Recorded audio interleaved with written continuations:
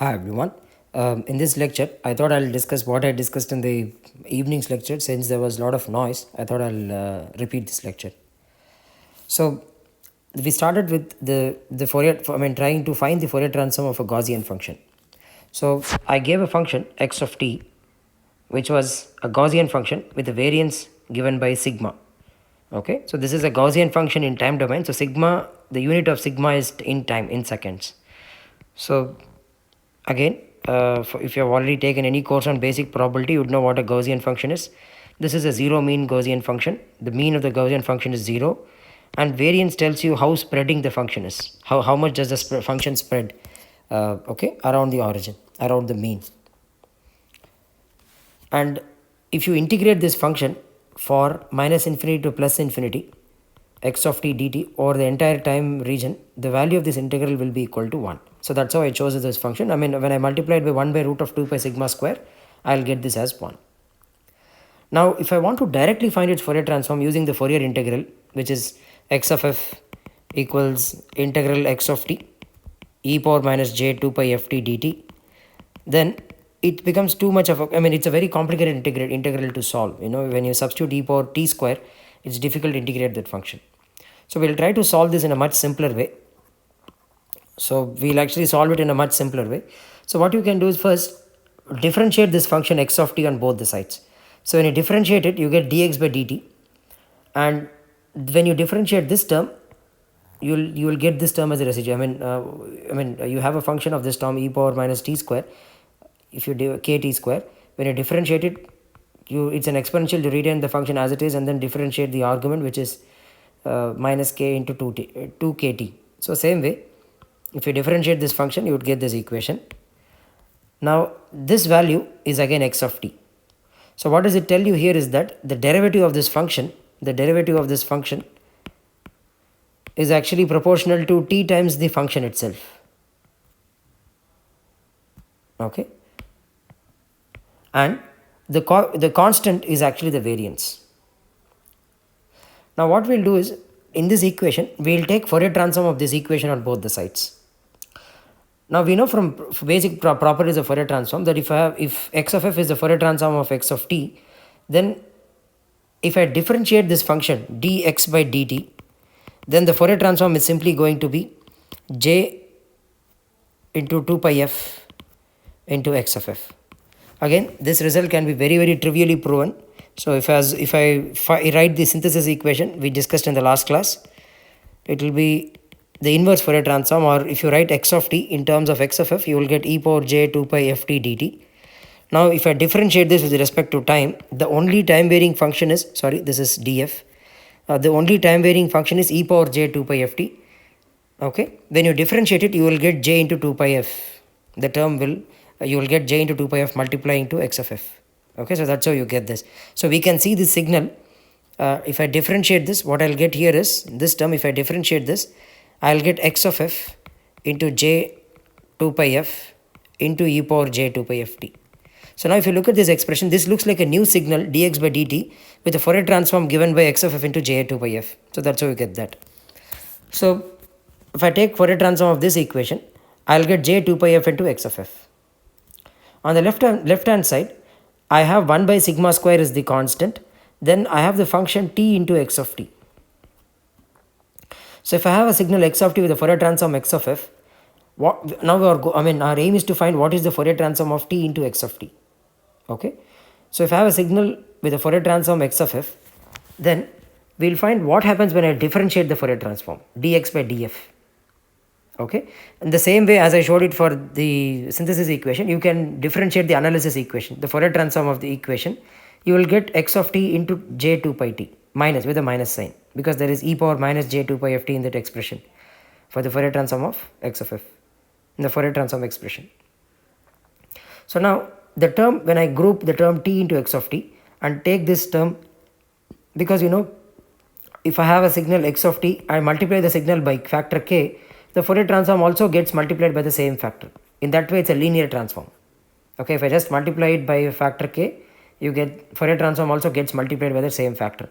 So what all I'll do is, here I just need to multiply this term with minus with 1 by j 2 pi and minus 1 by j 2 pi. If I multiply it with minus 1 by j 2 pi, I'll get the expression t into x of t. And Fourier transform also gets multiplied by the same term. So you have minus 1 by j 2 pi into dx by df. So when you substitute this result Fourier transform of t into x of t, you actually have a minus here. So if you substitute it in this expression, okay, you will get, after substituting, you will get j 2 pi, okay, into sigma square. So I mean, I have taken Fourier transform of the left hand side here, you get this expression. Now then you can actually take, okay, so you just have to take this term to this side. You can rewrite this expression in this way. So you can write dx by df will be 2 pi sigma the whole square into f into x of f. Okay. Now when you look at this equation, I think there is a minus sign here because j square, j into j becomes minus 1. So this expression,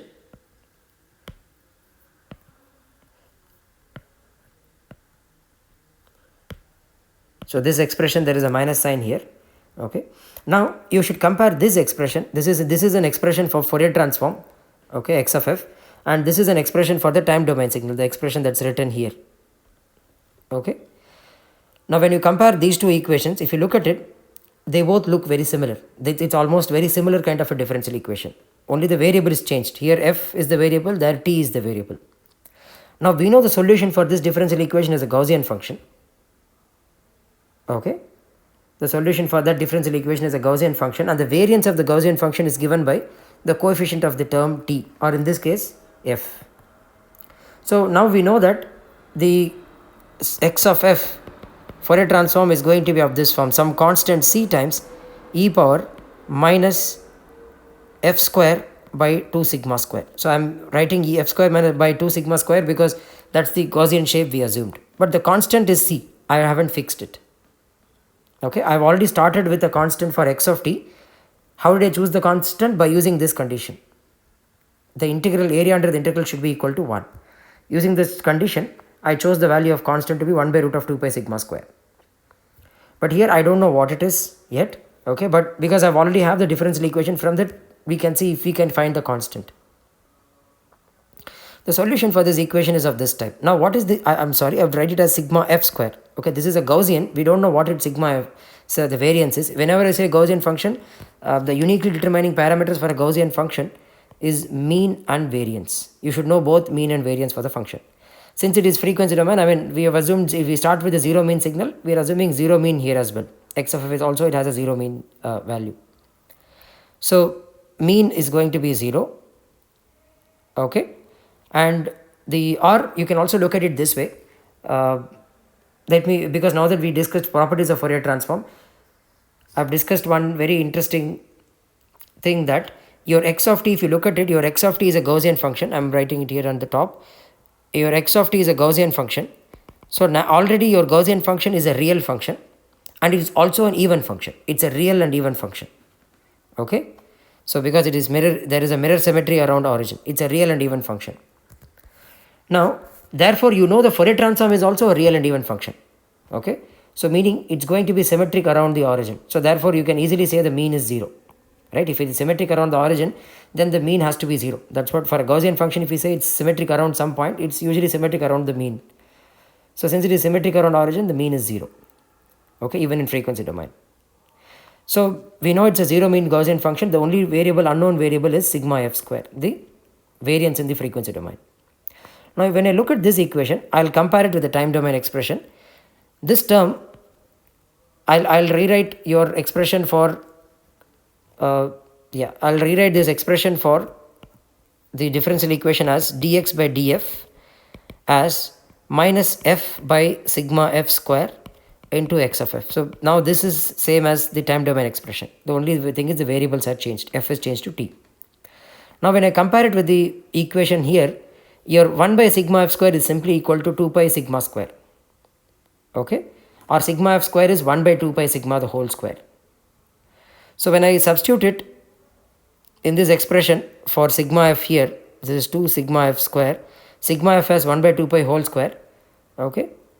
I'll get e power minus with a constant c is still present. I'll get e power minus of 2 pi square sigma square f square. Okay. Now the only thing left is how do we find the value of c. To find the value of c, what we will do is that we'll use the property that x of 0 is simply equal to integral minus infinity to plus infinity x of t dt. Okay, and this is equal to 1. So if I substitute, this is x of f, x of 0 in this expression, t f as 0, I will get this is equal to c, and therefore c is equal to 1 here. So the Fourier transform simply reduces to the value given in this equation, that is e power minus 2 pi square sigma square f square. Okay. So it's a very useful function. We'll encounter in many digital communication systems. In GSM, we'll also encounter such functions in Bluetooth, where there is a modulation called GFSK which is used. Okay, so that's it about the Gaussian function. So now I wanted to spend some time on amplitude modulation, because before we enter into the wireless communications, you should be at least familiar with the basic terms of communication systems. Okay, so that's why I thought I'll take one lecture on analog communications and another lecture, another 1 or 2 lectures on digital communications. So again, the whole problem of communications involves transmitting information from one point to another point wirelessly. Okay, I mean it can be even using wires. Okay, now when you have to transmit it wirelessly over long distances, there is a very standard problem in communication theory that if you want to propagate a wave in free space, you want to transmit it in free space, then the wave, the antenna size of the antenna size, I'll call it antenna size, okay, some d, should be in the order of wavelength of the wave being transmitted. So if you take Fourier speed signals, they have bandwidth up to 20 kilohertz. At max, they have a bandwidth of 20 kilohertz. And we know these electromagnetic waves, they travel at the speed of light. So if I assume speed of light is 3 to 10 power 8 by 2 into 10 power 4, because 20 kilohertz is that. So you need an antenna of size 1.5 into 10 power 4. That's almost 15 kilometers. Okay, of your diameter of the antenna, or the size of the antenna, should be close to 15 kilometers. I mean comparable to that size. Okay, so this is almost an impractical size, so we don't go for this. Okay, in fact it's even smaller than that. There is a rule called lambda by 10 and all that, but I'm just giving a rough estimate here. Okay, but still it's a big number. So how do we fix this? So what the engineers at that time thought was that you just have a low frequency data, say which is concentrated between minus b and plus b around origin. Okay, I'll keep the information intact, meaning I'll keep everything, the shape of the waveform, shape of the Fourier transform exactly the same, but then I'll shift this entire band to a band far away from origin. Okay, far away from omega equal to 0 or 0 hertz. I'm just going to do a direct thing. This is called frequency translation. I'll just shift this whole frequency to a different frequency, whole set of frequencies to a different frequency. Now when I do that, how do I do that? Again, we can directly use this multiplication property. If I remember the last lecture we discussed, if I multiply it with a complex exponential, I can shift it to right. And similarly, any real signal, since we are transmitting real signals, we will multiply it with cosine. So you will also have shifting in the negative frequencies as well. It has to be symmetric around the origin, minus fc. Okay, this is minus fc here, and it should be symmetric around the origin. Now this waveform doesn't look symmetric, but I intended to draw it as symmetric here. Okay, so this is the waveform that you will, eventual waveform that you want to attain with the Fourier transform given by this.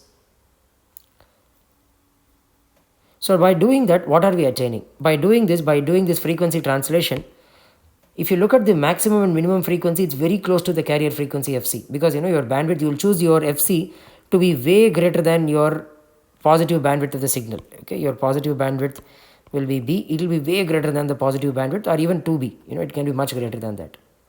So you can assume most of the frequency is concentrated around a carrier frequency, a narrow band. It's called the narrow band or pass band, okay, near the carrier frequency. So if I choose my carrier frequency now, say 100 megahertz. Now we were initially 20 kilohertz was the bandwidth. Now by going to 100 megahertz, I have increased the frequency by almost 50 times. Okay, I have increased, I'm sorry, not 50, 50,000 times, I think. So, sorry, it's almost 5,000 times, 5 into 10 power 3. I've almost increased the wavelength frequency by 5,000 times. So the wavelength comes down by 5,000 times. So the antenna size will also come down from almost 15 kilometers. It will come down by 5,000. It will almost come to 3 meters. Okay, a comparable antenna can be even smaller than that. It's almost coming to dimension smaller than 3 meters. Now this is a realizable antenna size. Okay, so that's what that is the major advantage of going for this frequency translation. Okay, so your antenna size goes down significantly. Now how do you accomplish this passband translation? I mean translation to a higher frequency. How do you accomplish it? That process is what we call analog modulation. That process of transporting the data from a lower frequency to higher frequency is what we call modulation. Now see that we haven't done anything to the data in this region. The shape remains exactly the same. This is the transmitter. At the receiver, you will just do the inverse operation. In the transmitter, you did what we call modulation or upconversion. You shifted from origin to FC. At the receiver, you will shift it back to the origin. Okay, you will shift the signal back to the origin. Okay, so that's what we'll be able to do. At the receiver, we will be shifting the signal back to the origin. So you can treat it like some kind of, since most of you have done DD, it's easier to analyze it and understand it that way. Say for example, you had a digital signal which has binary values 1010 kind of a signal, or 1011. It's a random binary stream. Now I'll first XOR it, I mean encrypt it. I'm just using the word encryption. You can see that I'm going, let's say I've just XOR it with another signal B. B is a signal, I'll call it some pseudo random code, some code, okay, and then transmit this. At the receiver, what I'll do is I'll actually do A plus A XOR B, and then I'll XOR it with B again. Because I know B at the receiver as well, I can XOR it with B again. Now what will I get? B XOR B is 0. So A XOR 0 is again A. Okay. So by repeating the same operation again at the receiver, I could recover A back. But what I am transmitting is A XOR B, not A alone. So this is some kind of an encryption. Okay. So you can, modulation is also an operation, you can visualize it like that. Okay. Once you do the modulation operation, you can also, once you upconvert it, then you can also downconvert it back to the origin. Okay. Now how do you do the modulation? This is called analog modulation. There are two ways in which you can do the modulation. You can take a very high frequency signal which is cos omega ct. So first you take a high frequency signal cos omega ct. Either you can vary the amplitude of the signal in proportion to a message signal m of t, or you can vary the phase or frequency, the instantaneous frequency of the carrier frequency around the carrier frequency proportional to a message signal. If I vary the amplitude, then it's called amplitude modulation. Essentially, we are doing modulation. Modulation is translating the signal from origin to a carrier frequency. Now, how do you do that? You can do it in two ways. One is amplitude modulation. The other one is frequency or phase modulation. The other general term is angle modulation. Okay. The first one is amplitude modulation. You just vary the amplitude of the signal. Okay. The second is also called angle modulation, because you are varying the angle part of the cosine signal. Okay, it's called angle modulation. It can refer to both either frequency or phase modulation. Now there are different ways in which you can do amplitude modulation. The first one is called the general AM. This is the oldest form of amplitude modulation. Okay, or it's also called as the conventional amplitude modulation. Now in this conventional amplitude modulation, if you expand it, you are transmitting the carrier, which is I am writing it omega c as 2 pi fc to just reduce the number of letters that I write, plus mu ac mu into m of t into cos 2 pi fct. So if you look at this, this is the carrier itself. This contains no information. By in itself, carrier doesn't contain any information. The high frequency signal itself has no information. But this guy, I am multiplying the cos signal with m of t. with a method signal. So this has information. So this signal, which doesn't contain any information but is just transmitted along with it, it helps in making your receiver simple. So it's also called as pilot carrier. It's also called as a pilot carrier. Okay.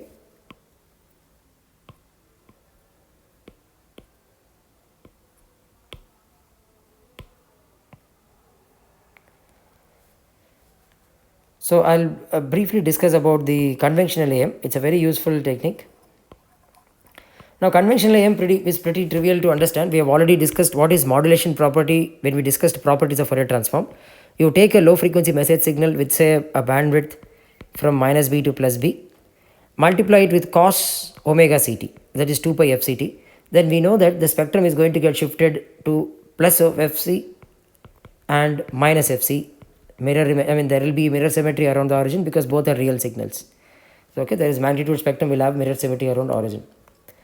Now, if this will be, let's assume this is capital M of f. This is going to be m of f minus fc by half, and this term is going to be m of f plus fc by half. Okay, it's going to split here. This is called modulation. It's going to be upconverted on either sides of around the origin, and the value is going to be half and half on either sides. Magnitude is going to be reduced by half and half on either sides. Okay, this is called amplitude modulation. But now what we are doing in this, what I have shown here in the first one is the conventional AM, is it's written like this: 1 plus mu into m of t into cos omega ct. So we'll try to draw this waveform. So let's assume that this is your slowly varying message signal.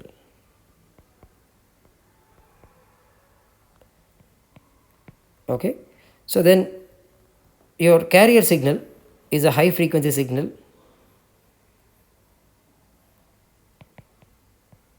Is a carrier frequency is a high frequency signal. Okay, it will see when you say high frequency signal, it will have more variations compared to this low frequency signal. Okay, this is your high frequency signal and this is your low frequency signal. Now the amplitude of this carrier, I'm only collecting all the peak values of this carrier signal. This peak values is what we call as an envelope. Okay, if I draw a line joining all the peaks, that's what we call it as an envelope. So an amplitude modulated signal, AM signal, amplitude modulated signal, is also called as a variable envelope signal. Your envelope keeps changing.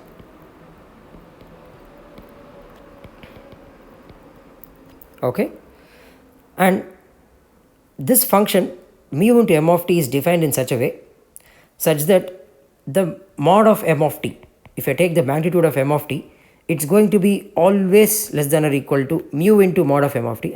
Mu into mod of m of t is always going to be less than or equal to 1, which means this function is never going to go to 0. The amplitude of the sine wave, if you look at the amplitude, is actually varying with time. If you look at the amplitude of the sine wave, it's actually varying with time. Cosine wave, it's varying with time. And that amplitude never goes to 0. It's always positive.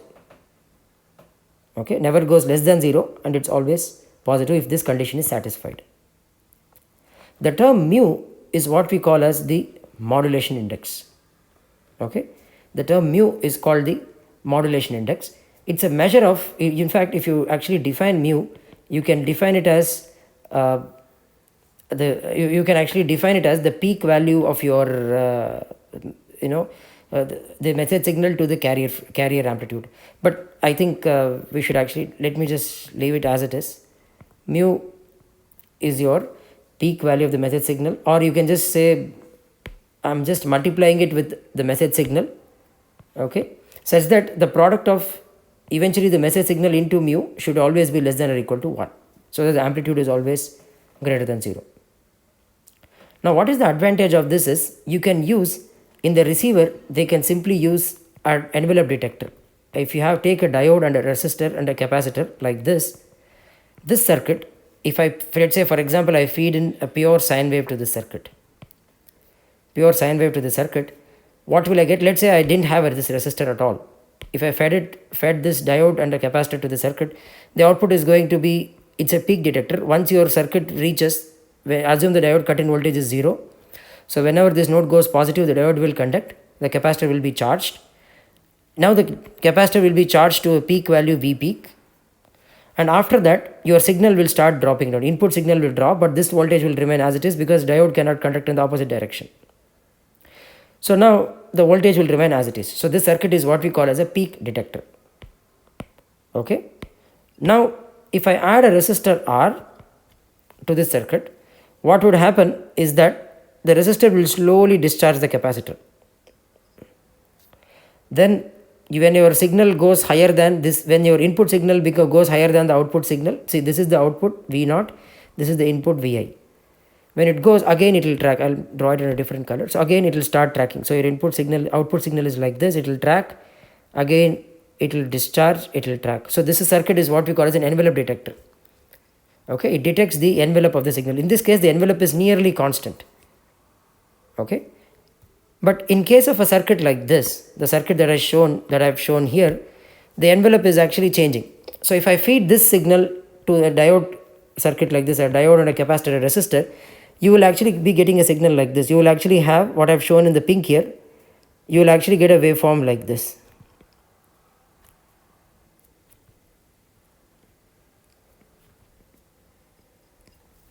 Okay, so it will almost track the envelope. So that's why this circuit was actually, in those days you had one big transmitter. There was only one. The idea of conventional AM used in old radio stations.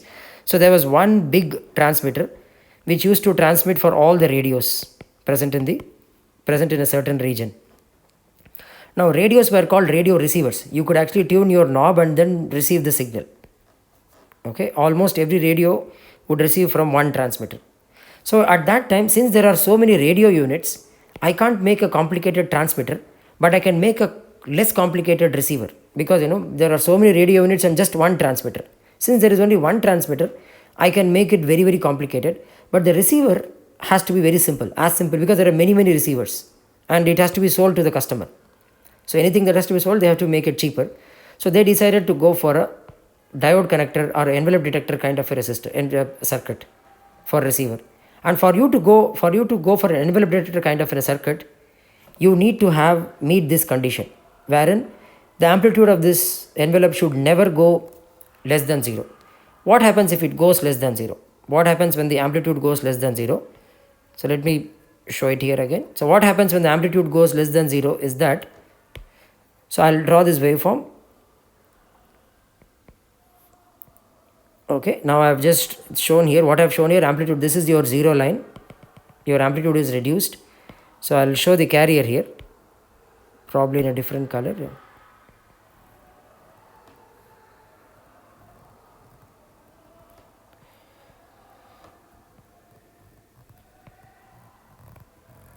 Okay, so now when you use a diode detector in this circuit, what is the diode detector is going to do is that it's going to detect like this. It is going to track the envelope. Okay, after that it's going to track the positive envelope. Okay, now at the output of the diode detector, it's going to tell me that my signal looks like this, when in reality my signal is supposed to go negative like this. So it's going to flip the sign here, okay, which is again a mistake. So it's almost like passing it through a nonlinearity. Even negative values are being converted to positive values. It's almost like a square nonlinearity. We can see, yeah, it's almost like a square nonlinearity. So this is the problem with the circuit. This is a wrong detection. This won't detect your message signal properly. Using a diode detector, you can't do that. So if I want to use a diode detector as a receiver, then I need to go for a conventional AM. When I say conventional AM, your modulation index has to be always less than 1. Okay, the peak amplitude deviation, okay, should not exceed the carrier frequency. You can also look at it as the maximum value of modulation index is the maximum. There are different ways in which you can define the modulation index. The peak variation in the message signal amplitude, should always be divided by, so I'll call it delta M is the peak variation in the message signal amplitude divided by the carrier frequency. You can define this as the modulation index. Okay, amplitude variation to the peak carrier amplitude. Okay, so that's what we define it as, modulation index in an AM signal. So for you to ensure this, your modulation index always has to be less than or equal to 1. You cannot do over modulation. Okay, there are different words for it. If your mu modulation index is much less than 1, it's called under modulated signal. Okay, and if your modulation index is much greater than 1, then you call it over modulated signal. Okay, you can't go for over modulation and all that in case of a conventional AM with a diode receiver. Diode receivers were pretty common in the early 1900s. Okay, and again, there is a way how do you choose these RC values and all that. Probably we'll solve it in one of the tutorials. Okay, so now we'll try to plot the Fourier transform of this signal. So we have AC into 1 plus mu into m of t into cos omega ct. So I have AC, I'll split the signal into two parts. You have AC into cos omega ct plus mu AC m of t into cos omega ct. Now what I'll do is, it's always easier to analyze modulation schemes when I assume message signal to be a sinusoid. It's always easier that way. So I'll assume the message signal to be mu AC cos omega mt. The message signal is omega m into cos omega ct. That will be AC cos omega ct plus mu AC into cos omega m into omega c. Now when you look at this expression, in this expression we know the Fourier transform of this guy already. So that is around the origin you have fc. I am writing fc here. I think you know omega c is actually 2 pi fc. So you will have two impulses at fc and minus fc, and the value of this impulse is actually AC by 2. So this is nothing but the Fourier transform, and what I am plotting here is purely the Fourier transform, AC by 2 on either sides.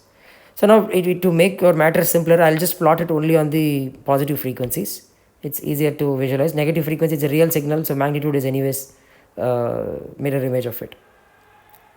Now this part on the other hand can be written as mu AC by 2 into cos of omega c plus minus omega m into t. You will get two terms, omega plus omega m and omega c. I am just writing both together. Okay. Now there, if I want to plot the amplitude of a sinusoid, the amplitude of this sinusoid is mu AC by 2. For AC, I am getting AC by 2 at FC. So here I will get at FC plus FM a tone of value mu AC by 4, because you should do the amplitude by 2. Okay, that's the frequency you get. And for omega c minus omega m, there are two sine waves here. Let me write that. There are two sine waves. Let me just write it. So this is omega c plus omega m, omega c minus omega m into t, and mu AC by 2. So again you will have a term which is mu AC by 4 at FC minus FM. Okay, so this is the Fourier transform of this signal, of this AM signal, only for the shown only for the positive frequencies. Okay, so normally for power signals we can plot what we call as power spectral density. How is power distributed across frequencies? It's a spectral density plot for the power.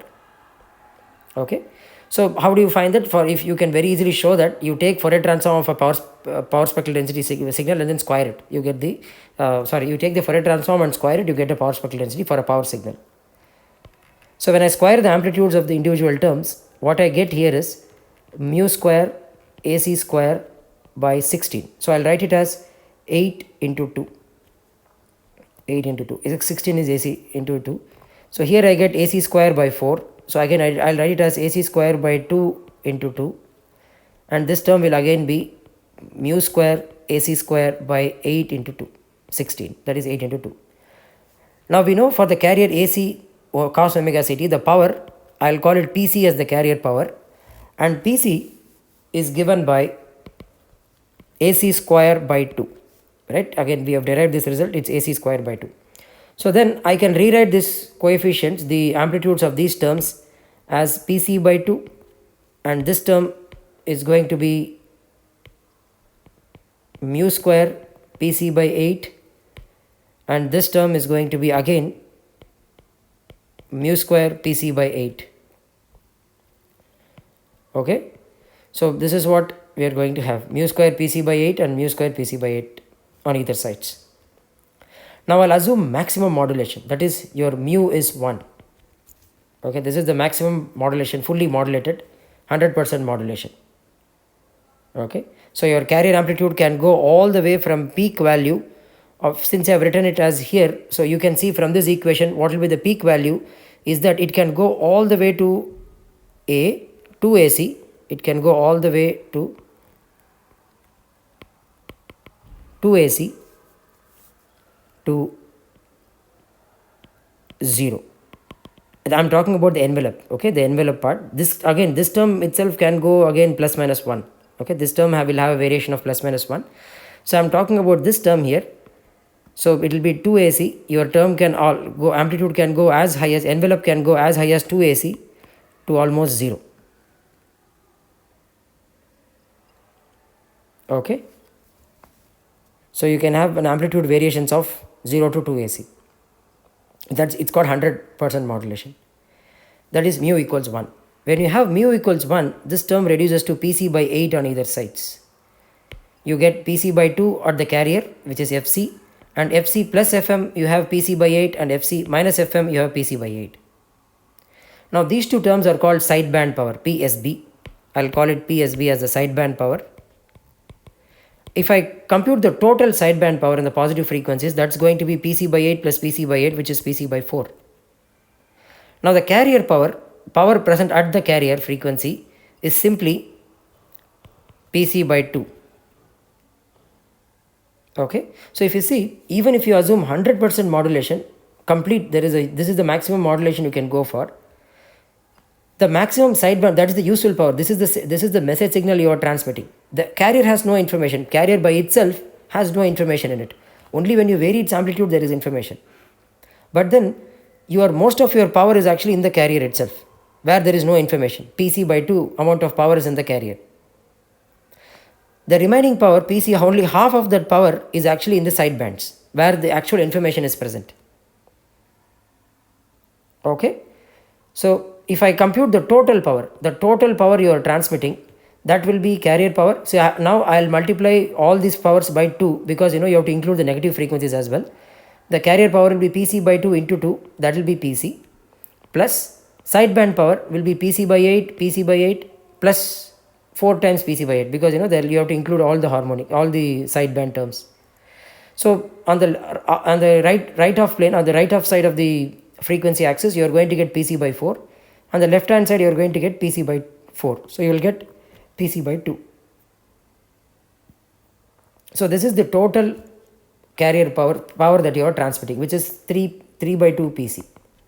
Okay, the total power you are transmitting is 3 by 2 Pc. The total power present in the side bands is Pc by 8 into 4, which is Pc by 2. Okay, the total power present in the side bands is Pc by 2. So now if I compute efficiency in amplitude modulation, that will be the sideband power, which is the useful power, divided by the total power into 100. Okay, so the sideband power here is half, total power is 3 by 2 into Pc cancels out, so you get 100, so you get 1 by 3. 1 by 3 or 33.33%. So that is your maximum efficiency. The maximum efficiency in an amplitude modulated signal shown here is 33.33%. Okay, now this is a very important result. So what does it tell you is that conventional AM, even though it is good for the old radio transmitters, when there are more number of transmitters, it becomes impractical, because you have to transmit more and more power, because you are almost wasting a lot of power without any information. That is why we started to go for a better modulation scheme, which we called as a DSBSC modulation, double sideband suppressed carrier. So what we do is, instead of transmitting the carrier, you just remove the carrier, then you are left with mu into m of t into AC into cos omega ct. This is your signal. I'll call it as x dsbsc of t. This is your carrier signal with message multiplied with it. Okay, so here if you see, there is no additional carrier power transmitted. You are just transmitting message multiplied by the carrier. Okay, you are not transmitting any additional signal with it. But here when I transmit using this, the problem is the receiver. You cannot receive using a diode detector because your signal m of t can go to both positive and negative values. So previously we added 1 plus mu to ensure that m of t never, this term never goes less than 0. Okay, but now it can go less than 0 and therefore you can't use the diode receiver. So the receiver has to be different for this. So to receive this signal, what I need to do is I will take this signal and multiply it with cos omega ct at the receiver. So I multiplied with cos omega ct, I am going to get mu m of t into AC into cos square omega ct. Okay. So again cos square can be written as 1 plus cos 2 theta by 2.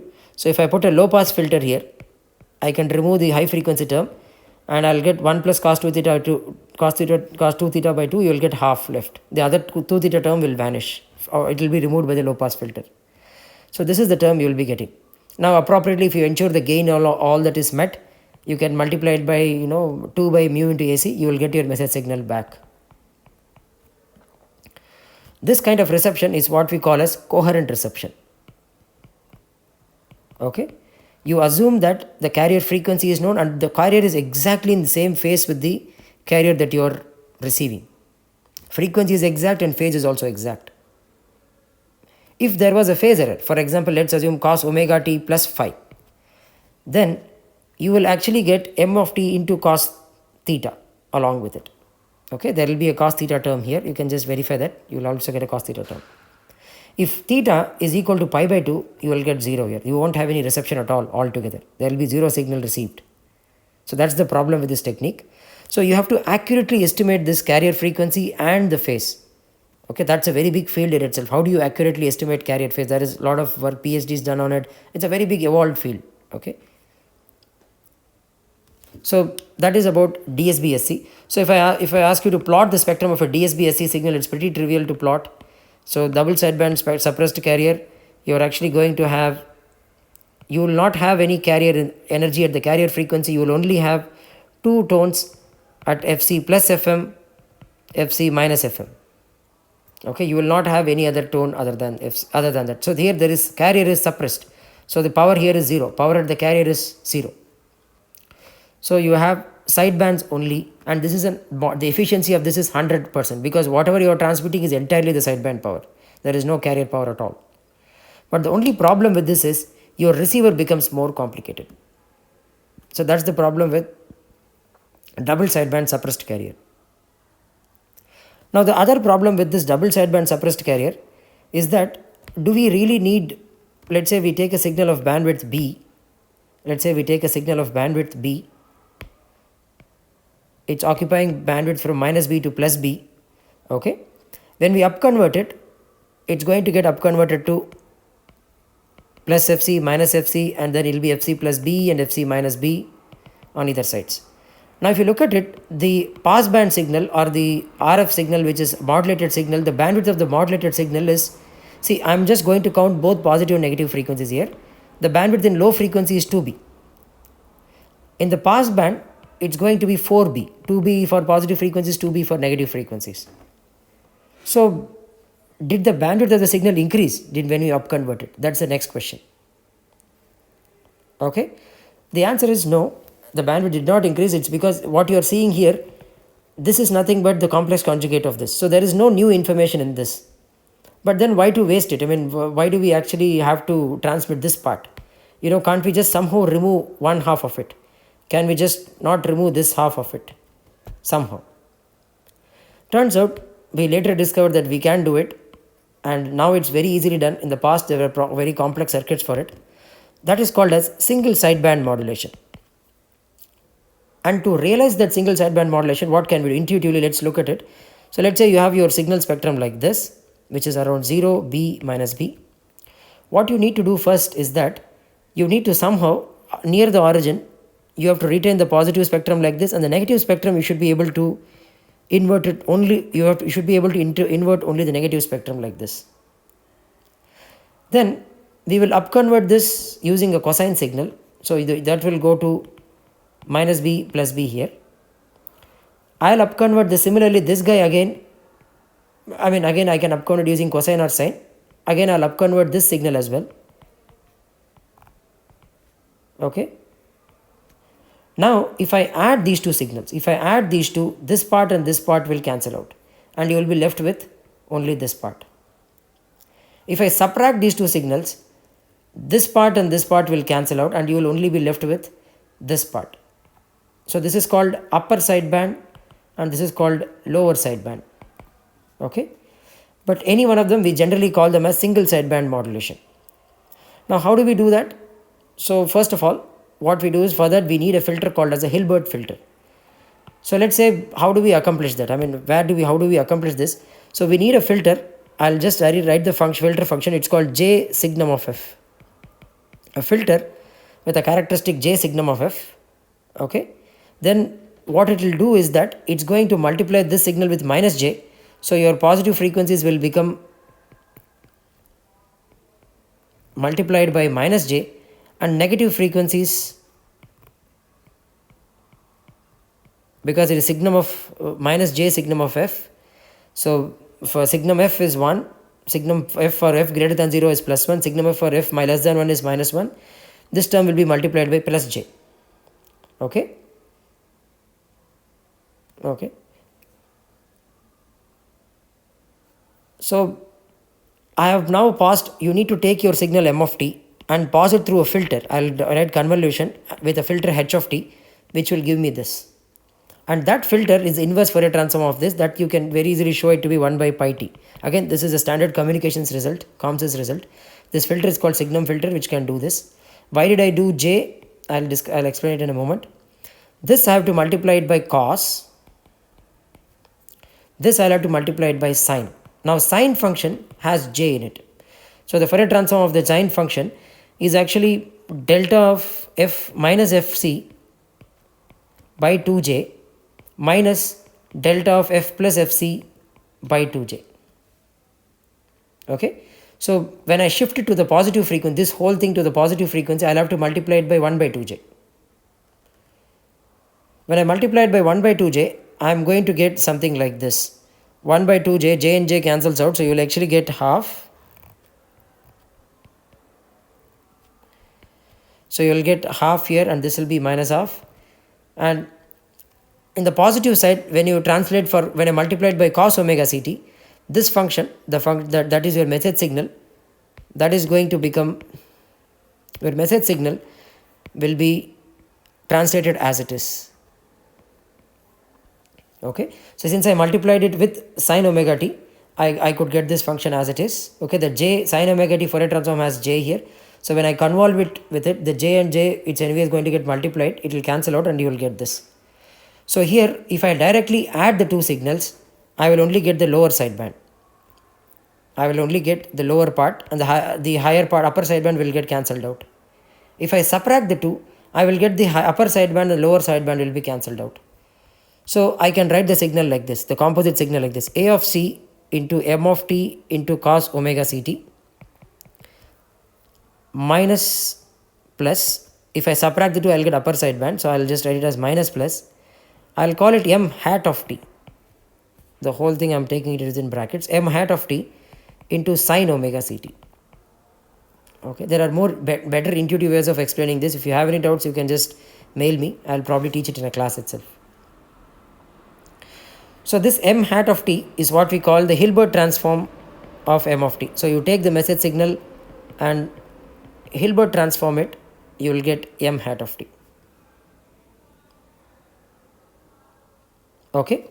So you get m hat of t when I convolve m of t with the Hilbert transform function. And Hilbert transform, we discussed what is the Hilbert transform function. In the frequency domain, the Hilbert transform function will look like this. It will be minus j plus j. Minus j here, plus j here. It's actually a plus j phase shifter. Okay, it's a pi by 2, it's also called as a pi by 2 phase shifter. So it is Hilbert transform of this function. Okay, so this is how you get an SSB signal. So I can, if I want if I want an upper sideband signal, I'll write it as X USB, upper sideband of T. I'll have to just put a minus. Okay, or if I want X LSB, the lower sideband of this, then I'll have to just put plus. You will get the lower sideband signal. Okay, so that's how we generate single sideband. So single sideband modulation is more conservative on bandwidth. It saves bandwidth. So that is the main reason why we go for single sideband modulation. There is other technique called as quadrature modulation. Since I've discussed amplitude modulation, now quadrature modulation. So what you do in quadrature modulation is that, yes, of course, if I send one message signal, it's going to take up a bandwidth of twice than what it would take at low frequencies, right? Once I upconvert it, it's going to take twice the bandwidth. So that is the main problem. To reduce that, we went for SSB and it saved us the bandwidth. But SSB requires so much of complex filtering and all that. A filter H of t is not very easy to realize. So instead, I'll take two message signals, M1 of t and M2 of t. Of course, their two spectra look different, but both of them are concentrated at origin. Okay, and let's say both of them have a bandwidth of minus b plus b. Now M of t, I'll multiply it by cos omega ct. And M2 of t, I'll multiply it by sin omega ct. And then add the two and transmit it. Okay.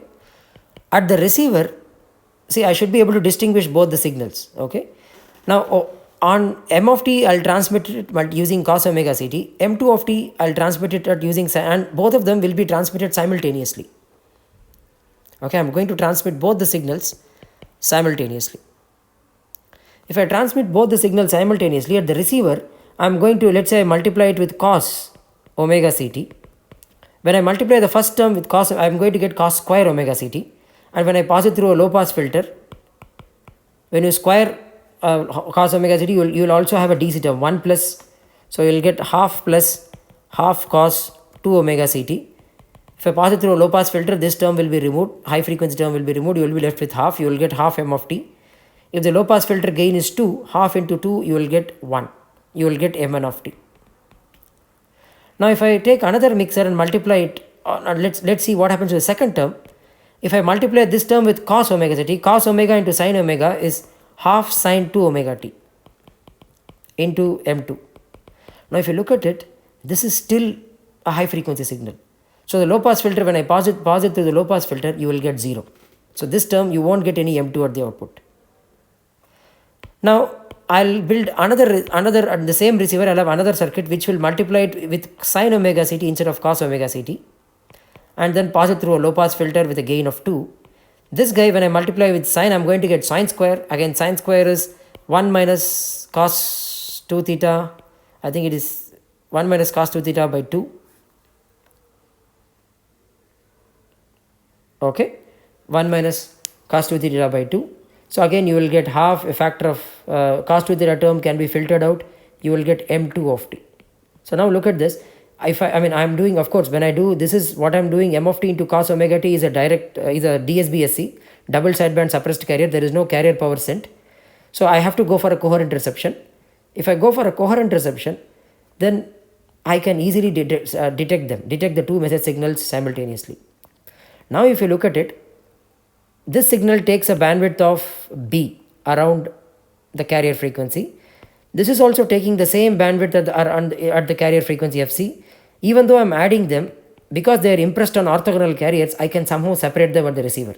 See, if I multiply the M2 also with cos omega ct, once I add M1 and M2, I can't separate them out unless I know some properties of M1 and M2. Okay, otherwise I can't separate the two signals out easily. Okay, unless I a priori know the properties of M1 and M2. Some properties, wherein you can separate them out using those properties. But now you can't do, even if it's difficult to separate them out in the same, if I impress them on two different orthogonal carriers, cos omega and sin omega, I can very easily separate them out if using coherent reception. If I have quadrature carriers at the receiver. cos omega and sin omega c, I'm calling them quadrature because quadrature is 90 degrees out of phase, pi by 2 phase shift between both of the signals. They call it quadrature signals. If I have that signals available to the receiver, I can demodulate these signals. Okay, this technique is called quadrature modulation. Okay, so these are the very important points about amplitude modulation. Okay, I'll now discuss a little bit about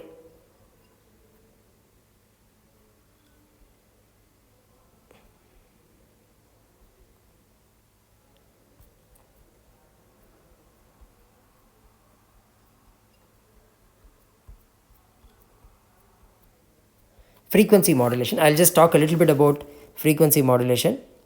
So frequency or phase modulation is you take a carrier signal and then modulates its either phase or frequency using a message signal. So we can define a term for, let's say for example, we have a signal cos omega ct, okay, AC into cos omega ct. So that's a single carrier frequency signal. The frequency of the signal, how do I find it? I'll test if I have a signal of this form, A cos phi of t, okay, then the argument of this is called phi of t, is the instantaneous phase. This is called as instantaneous phase.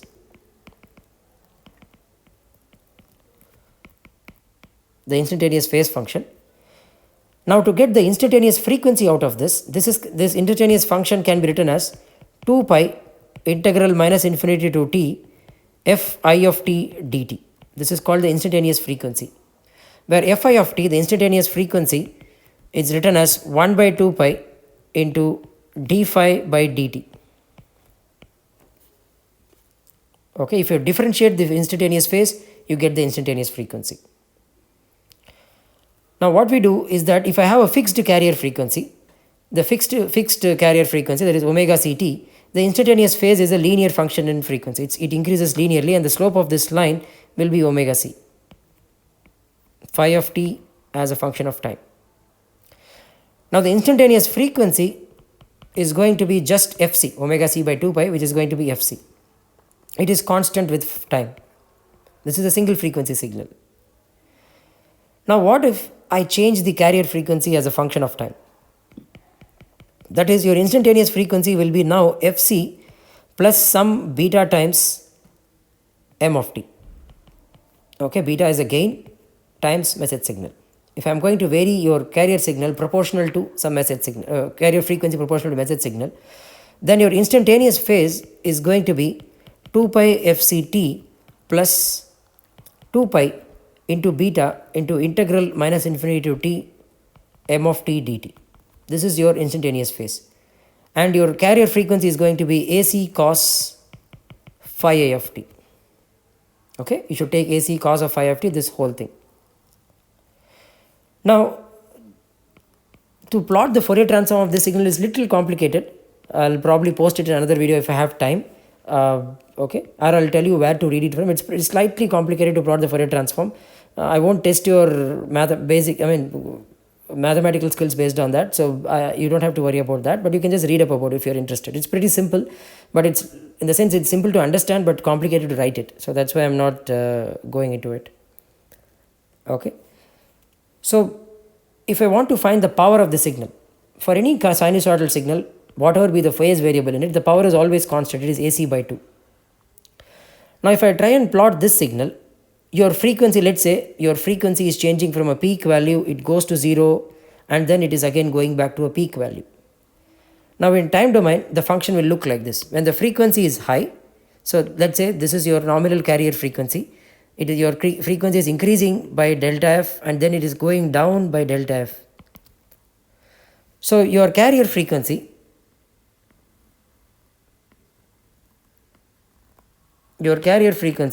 will be much higher. So meaning the rate of repetition is going to be very high here and it will slowly increase because your frequency is reducing. The number of cycles per second will reduce.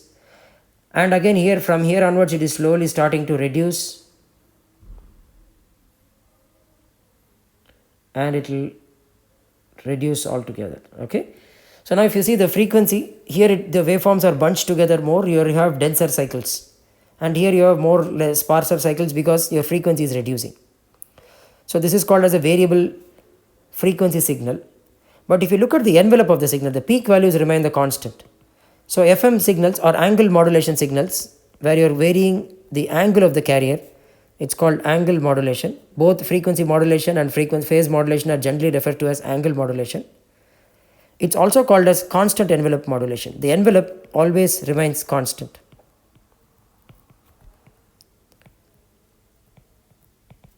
Okay, the envelope, the amplitude, the envelope actually remains constant, therefore it's called as constant envelope signal. Now what are the important parameters in an FM signal? So first you have to look at the frequency deviation, frequency, instantaneous frequency. That will be some carrier signal plus beta into m of t. Okay, so now if you look at this function is varying, so I'll call fi of t minus fc. This term beta into m of t is what we call as frequency deviation. Okay, it's called the frequency deviation. Now the maximum value of this will give me the peak frequency deviation will be given by beta into max of m of t. We have to find the maximum value of the message signal. That will be your peak frequency deviation. Peak to peak will be twice this. Okay. Now beta is what we define as the modulation index. Okay, the term beta is referred to as the modulation index.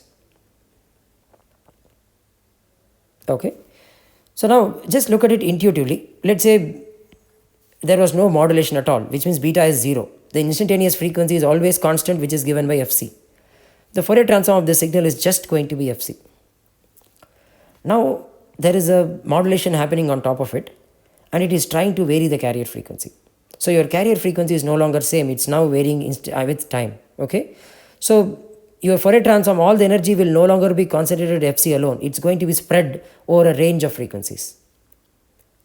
Now as you increase your modulation index, it's going to spread over a wider and wider range of frequencies. Okay, so the shape of that is quite interesting. The shape of that depends upon the statistics of the signal and all that. So I'll talk about probably it's not for this course, maybe some advanced course we can discuss in more depth about the shape of the waveforms you will get. But for a sinusoidal FM, if I assume the message signal to be a sinusoid, sine omega mt or cos omega mt, you are going to get tones. Okay, you will actually get tones all the way till infinity around the carrier frequency. Unlike an AM signal, the bandwidth was limited to just 2B, that's it, it never exceeded that. But in an FM signal, it will exceed all the way till infinity. And the spacing between the two signals is going to be FM. FM is the carrier message signal bandwidth. The spacing between the harmonics is going to be FM.